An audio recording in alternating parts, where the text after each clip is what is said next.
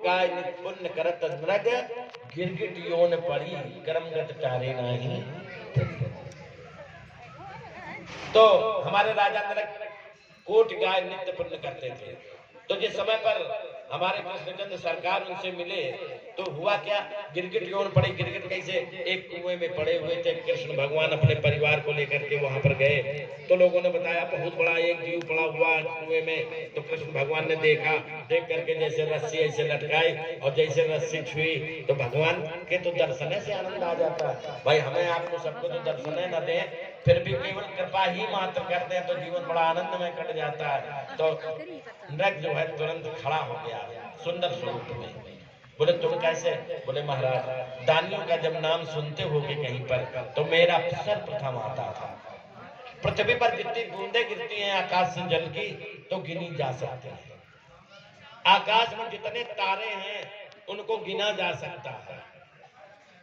पृथ्वी में जितनी धूल है उनको गिन सकते हो, लेकिन मैंने जितने गाय पुण्य की हैं आज तक मैं भी नहीं गिन पाया।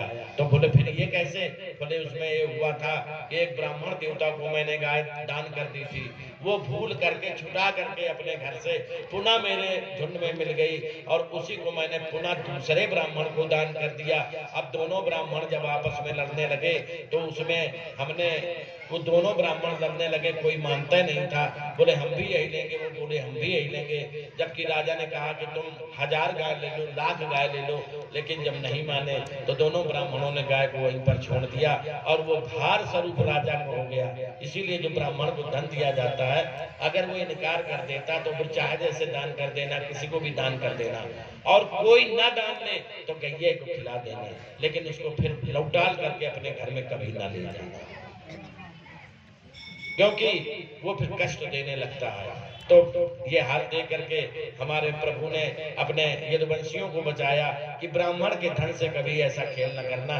देखिए इतना बड़ा दानी था लेकिन फिर भी इससे गिरगिट क्यों पड़ी थी।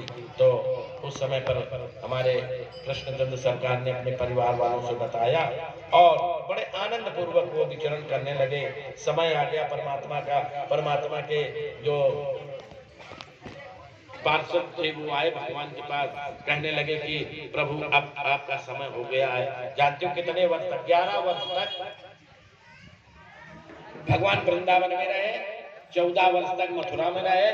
14 वर्ष के बाद जरासंध ने जब आक्रमण किया तो भगवान चले गए। इसके बाद 125 वर्ष तक 125 वर्ष तक भगवान जीवित रहे।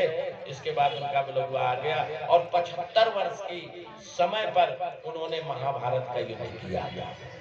बोले वृंदावन बिहारी लाल की, बोले कृष्णचंद्र सरकार की।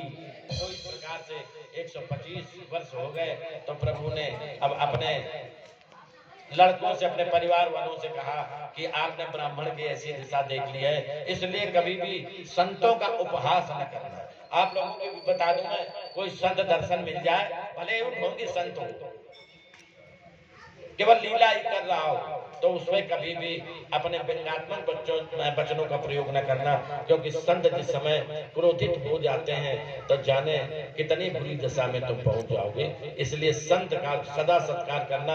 अगर कोई तुम्हारे द्वारे पर भीख मांगने भी आवे तो अगर दे न सकते हो तो उसका तिरस्कार न करना, बड़े प्रेम पूर्वक कहना भैया मेरे पास जो कुछ है आप ले लो। अगर ज्यादा मांगे तो समझ लेना फिर वो संत नहीं है, क्योंकि संत तो प्रसन्न हो जाता है भावों को देखकर, और ज्यादा मांगे तो समझ लो संत नहीं है। इस प्रकार से हमारे भगवान श्री कृष्ण ने अपने बड़ी वृंदावन में हरि राम